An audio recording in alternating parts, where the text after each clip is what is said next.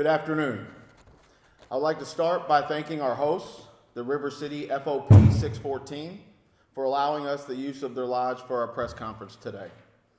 Welcome and thank you to Ryan Strahl, Kentucky FOP President, and to the local presidents and designees from each of the 8 FOP lodges in Jefferson County. Thank you and welcome. My name is Jared Bauman. I have the pleasure and privilege of serving as representative of the 28th House District. I would also like to introduce my fellow representatives and colleagues. Standing with me today is House Majority Whip and Representative of the 33rd House District, Jason Nemus, Chairman Kevin Bratcher, Representative of the 29th District, Chairman Ken Fleming, Representative of the 48th District, Emily Calloway, Representative of the 37th District, John Hodgson, Representative of the 36th District, and Susan Tyler Witten, Representative of the 31st House District. Thank you. I appreciate you being here today as we discuss a topic that hits close to home and has been of interest in the news a lot lately, and that is the safety and well-being of citizens across our great Commonwealth. I also appreciate the coverage that you have given this issue of public safety, bringing it to light and making sure it remains in the forefront for leaders and policymakers across the state. This team of legislators has been hard at work over the summer, and we are prepared today to make some remarks and answer questions regarding early release of details of the Safer Kentucky Act proposal. Without a doubt, we have an epidemic of crime in our Commonwealth, with Jefferson County leading as the epicenter of this crisis. In recent years, we have experienced record rates of homicides in urban and rural areas. Carjackings are up 206% just in Louisville, and our overdose death rate in Kentucky is 57% above the national average. Considering that the first duty of any civilized society is to protect its honest citizens from those who prey on their innocent fellow citizens, our team is taking action. On a daily basis, we experience fear and terror in the neighborhoods of the very districts we represent. For weeks, in my home district, we've had a violent criminal preying on our innocent and unsuspecting neighbors. And the simple truth is that the criminal element has become an all too normal part of our world today. Well, Kentuckians are fed up. Our constituents are fed up with crime in their communities. Honest, law-abiding citizens who have skimped and saved to pay for a house in a community they love now feel unsafe in their own homes. Parents are concerned for their children, and businesses face loss after loss. If we do not do something now, things will only get worse. Under the Safer Kentucky Act, we plan to demonstrate support for our law enforcement and crack down on criminals that are terrorizing our families and neighborhoods. Soft on crime policies are destroying cities and states across the country while undermining society's faith in our legal system and law enforcement.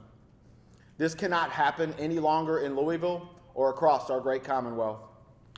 This act represents the House Majority's commitment to alleviate the crime epidemic across the Commonwealth. The proposal includes the following 18 positions. A new 3 strikes law targeting violent, persistent felony offenders. This provision will require life in prison without the possibility of parole for any criminal who commits 3 violent felonies in our state. Madeline's Law, regulating bail funding organizations. This provision prevents bail funding groups from furnishing bail of over $5,000 and prohibits bail funding for any violent offenses. Allowing law enforcement to use wiretapping when appropriate. This establishes a statewide wiretapping statute that allows local and state law enforcement agencies to use wiretaps to investigate gangs. Increasing penalties for attempted murder. This requires that those guilty of attempted murder to serve a minimum of 85% of their sentence before an early release could be considered. It also adds attempted murder to the violent offense list. Promoting contraband in a detention facility or penitentiary. This increases the penalties to Class B felony for promoting fentanyl contraband within a detention facility. Establishing a KSP post in Jefferson County. This requires the Kentucky State Police to establish operations in Jefferson County. Enhancing the penalty for fentanyl delivery causing an overdose death. This will allow for murder to be charged against anyone who knowingly traffics or sells fentanyl that results in a fatal overdose. Strengthening shopkeepers' privilege. This allows employees and business owners to use reasonable means to protect themselves and prevent the loss of goods for sale, and provides civil and criminal liability protection as well. Requiring parents to attend juvenile court proceedings. This requires that a parent or guardian attend and be involved in juvenile criminal court proceedings. Reentry statute for those leaving incarceration.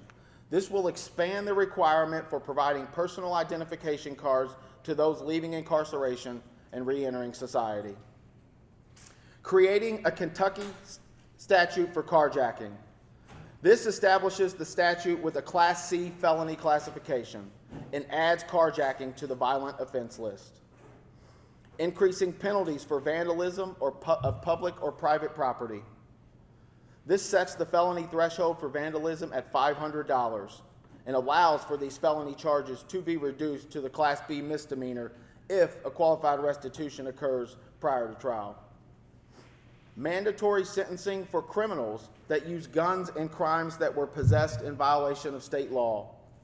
This prevents a person from being eligible for probation, parole, conditional discharge, conditional release, or any other form of release prior to the completion of their sentence if, in the commission of the offense, they used a firearm which was possessed in a violation of state law, including firearms which are stolen or defaced. Involuntary confinement for the mentally ill. This allows eligible mentally ill individuals to be remanded to the custody of the sheriff or peace officer when discharged. The auction of confiscated guns used in a homicide. This allows for individuals or nonprofits to bid on guns used in homicides and designate those weapons for destruction. Preventing street camping. This imposes a ban on street camping on public streets, sidewalks, or other private property or businesses in any way. The death penalty for murder of a law enforcement officer. This requires a prosecutor to seek the death penalty if there is evidence to show that a law enforcement officer was intentionally killed while in lawful performance of his or her duties. And finally, reforming the parole board. This will require that 3 to 5 member panels of the parole board must vote unanimously, and 2/3 of the full 9-member board in order to reach consensus to grant parole. In closing, we have 98 days left until we gavel in for the 2024 regular session. Our group plans to use this time to continue conversations with our constituents and key stakeholders.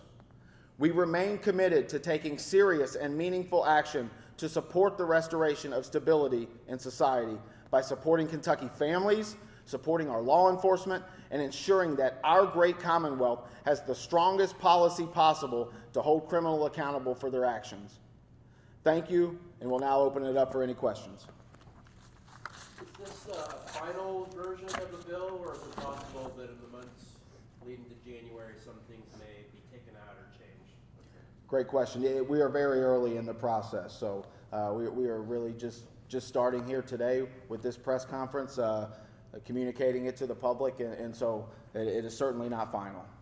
Representative, assuming this does get shrunk down a little bit, maybe there's a handful that you focus on, which are the 3 or 4 that in your mind are the most pressing of the ones you named?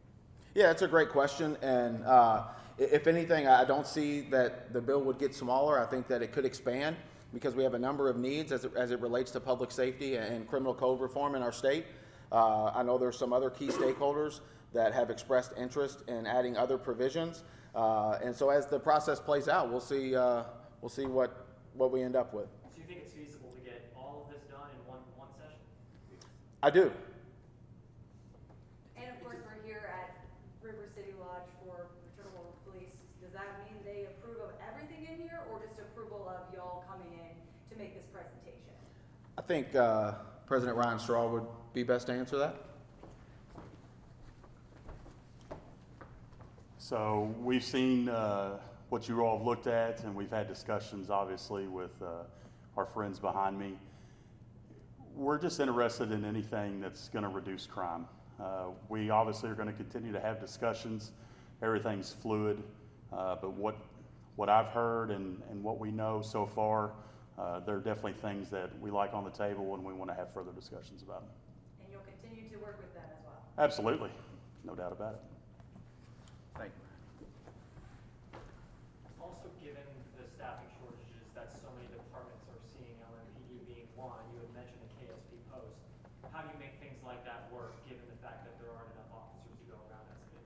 Yeah, I think that's a great point, and that is really at the core, based on our analysis of why we want Kentucky State Police to offer resources to Jefferson County. I'll just make it very clear, we by no means want Kentucky State Police on the streets of Louisville policing day to day. We want resources that can free up LMPD officers to provide that street patrol that we so desperately need in our county. And on the mentally ill, confinement, involuntary, is that related specifically from a facility back to a local care person? I don't see that as it's written, that it's gonna be, okay, a family calls, my loved one is mentally ill, come pick them up. That does not sound like what this is. Yeah, I'll let Ken Fleming answer that. He's covering this component of the bill. Thank you. I appreciate the question. As a mental health provider, I'm very, very sensitive to mental health issues that confront a lot of us in terms of a broad spectrum of things.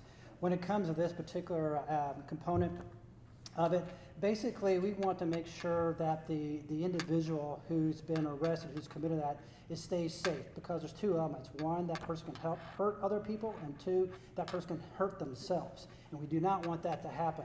And so what it basically is provides the law enforcement agencies to keep that person, I guess, under arms, if you want to call it that, and let the proceedings continue on and so forth. We don't want them to get out into public to cause any type of issues or problems and so forth. So it's more of a retention type of a program.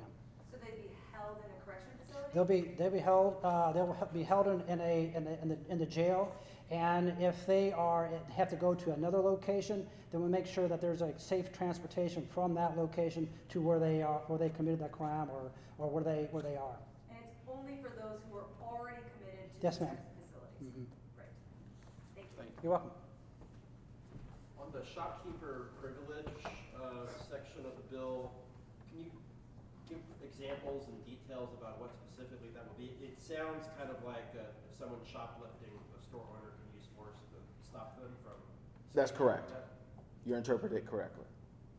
Are you going to define what force constitutes? Like, Reasonable force is what we have today, so if we need to provide better clarity to that as we go through the legislative process, we will do that. I know a lot of these are policy-based, but have you have any early estimates as far as how much funding you would need to put aside to make some of these?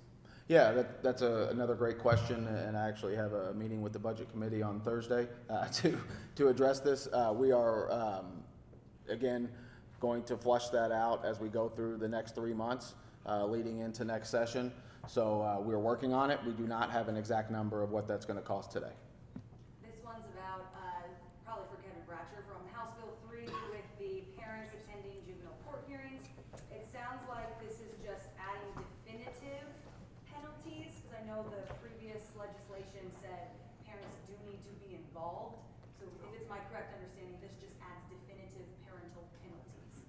Yes, parents need to be involved in children's, when they stand before a court, there needs to be a custodian or a parent or somebody that is in charge of that child, to stand there with that child every time he or she stands before a judge. And if they're not going to do it, then there's going to be ramifications. Would you consider alternatives? I know some folks are working parents and they might not be able to be available through the 9 to 5 when a court hearing would happen.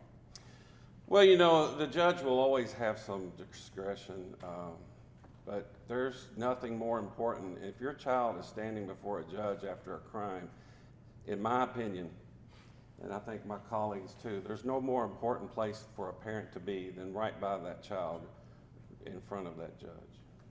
Thank you. Thank you. A number of these proposals add the death penalty to new different crimes. Do you expect any pushback from other lawmakers who have a moral opposition to the death penalty? I do. After the Yeah. after the Old National Bank shooting earlier this year, Mayor Craig Greenberg called on state lawmakers to let the city make its own policy choices about reducing gun violence. Do you think any provisions could be added to this act to allow more local control in that area? I'll tell you this, we are certainly open to considering input from all key stakeholders, and Mayor Greenberg and his administration is no exception. I actually spoke to the mayor this morning, and we are very eager to, again, as the legislative process plays out over the next 3 months, work on ways to sharpen the Safer Kentucky Act and really make it the best version possible for the Commonwealth. So we are open. It's not very common that we see death penalty executions be followed out on the regular here in Kentucky. I believe the last one that, based on WDRB's reporting, execution was 2008. Do you feel that these, by allowing the option with the penalty, is something that might be antiquated, or do you feel that it's more something to add to hopefully reduce these actions from being committed? Yeah, I don't understand the question. You say that again? So, is it antiquated or not? The death penalty Correct. for murdering a law enforcement officer? No. There you go. Representative Nevis, do you have anything, I saw you kind of nodding for a lot of these, do you have anything to add as far as the feasibility of all these? I know when I had asked about whether this can all be done at once, you seemed to say. Yeah, I'm going to associate myself completely with Representative Bauman's comments. I would also note that the costs are important, and Representative Bauman is on that, but I would also want to highlight what's the alternative. So when we walk around in our districts, what we hear all around Louisville, all around Kentucky, is crime's out of control. I want to go downtown, but I feel unsafe. And so what we're trying to do is we're trying to make people safe and make them feel safe. So there will be a cost, yes, but whatever it is, it's outweighed by the need for safety. And so that's the main point that I wanted to add. And this is a bill that is far-reaching. It could go further. Hopefully it will end up going further. With respect to the death penalty, I'm against the death penalty, but if we're going to have it in Kentucky, it should include killing an officer. And so that's, anyway, this is a bill we've worked very hard on, and it's a bill that I intend to make sure that we get passed. We'll make some changes and improvements to the bill as it moves forward, but this is something that we're strongly in favor of and believe that we can get done. On the bail provision in the bill, is there anything in it that would allow someone to be held and detained without bail, or would that have to be in a separate constitutional amendment? No, that's not contained in the bill you have. Is it possible that could be added in, or would that be separate? It's not, It would take a constitutional amendment. yeah. And kind of going off of that, we know Madeline's law did not make it through the Senate. Obviously, you guys have supported that. Where are you at with Senate conversations with the Senate Republicans? How much of this have they seen? What's kind of the next steps? Yeah, the next steps are to engage senators as key stakeholders in the process, just like other entities or agencies in the community. So we have talked with a few senators about the proposal to date, but I think that for me, this one hits home pretty hard. As a representative from House District 28, the district where Madeline Trout lived and was tragically killed by someone who should have been behind bars. So I think we can come together to pass meaningful reform to support not only her family, but all the other families of the Commonwealth that'll be impacted by it. I didn't see DUI penalties increased. Is that something you'd be looking towards? I know obviously Madeline's law related to charitable bail Yeah. is in here, but anything on DUI? We have not discussed DUI. Can you clarify with the auction of confiscated guns exactly what the provision changes? Yeah, absolutely. Representative Hodgson is leading this one, if you'd like to. With regards to the weapons auction right now, the state police conducts that auction, and you have to be a licensed federal firearms dealer to participate. What this provision says is you as a private citizen, perhaps, bidding on a murder weapon, can bid private funds sign a paper that says that you want the gun to be destroyed, you won't take possession, because you could not legally take possession of that gun from an auction if you're not an FFL. So this gives the ability specifically for homicide weapons to be designated for destruction by the Okay, KSB. so all this private citizen would be doing is basically saying, I am purchasing it to be destroyed. To purchase it, destroy it, that gun was used to murder a friend of mine, I don't want it ever to appear again. Does that show progress somewhat between the General Assembly, especially on a local level? Because that seems to be something the mayor here has called for, and it seems like you guys are all on board. Well, I think we're preserving the fact that that auction raises around $500,000 for police protective equipment, so that all that money would still be raised. There are no tax dollars used for that. It would be the private citizen or private foundation bidding on that gun and specifying it be destroyed. So the entire rest of the system is intact. Kind of like a win-win. in that Yeah, way. they give people some closure knowing that that gun is off the street forever. And you just said it, the rest of this is intact, so this is in addition to those federally licensed firearms Yes. holders being able to bid. That's correct. Got it. But a private citizen couldn't keep the gun, they'd have to. Correct. You have to sign it over for destruction. That's correct. Thank you. Louisville, like a lot of major cities, has been dealing with a homelessness crisis for many years now. Do you think that enacting a ban on street camping is going to help solve that issue, or what do you think that opens up the door for? This is another one being led by Rep. Hodgson, so I know he's passionate about this one. Okay, so the ban on street camping is to make sure that those who are, I'll specify unsheltered homeless, because there are a lot more people who are housing insecure or sleeping on someone's couch that are sometimes counted in the homeless dolls, but the unsheltered homeless, that they are first off encouraged to go seek treatment. Somewhere around 2/3 of the people either have severe mental illness or a substance use disorder, and they need to be in treatment. They frequently refuse that, and there are a subset of them that are in this unsheltered condition that will go commit petty crimes. They'll panhandle.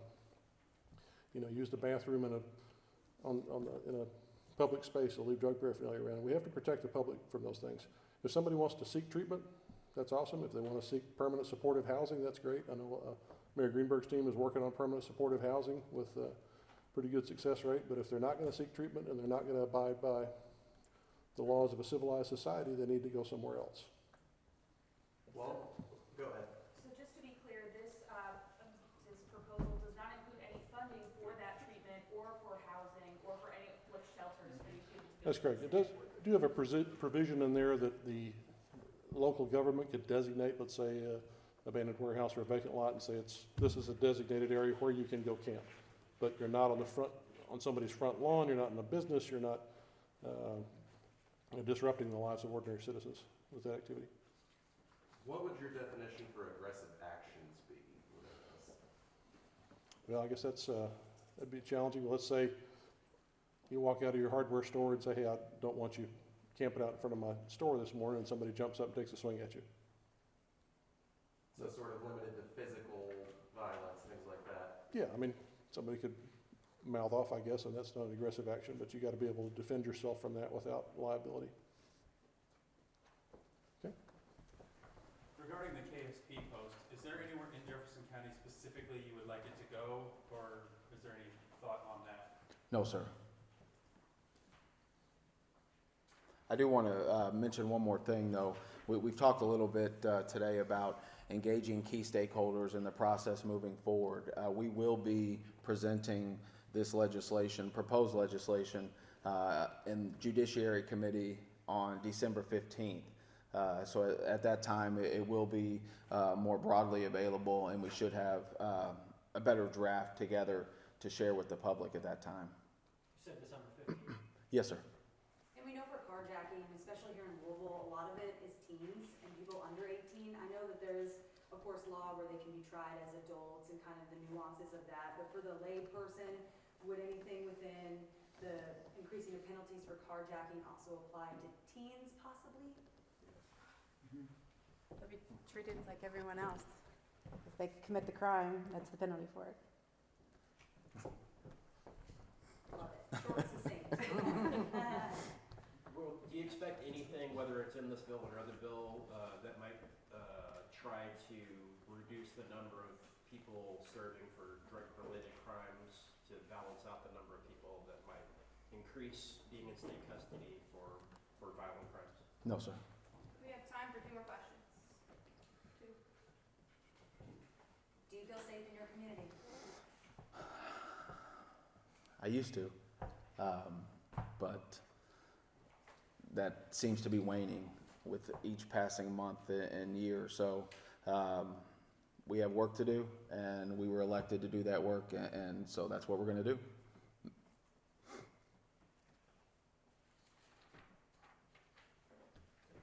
Thank you for your time. All right, thank you all. Thank you.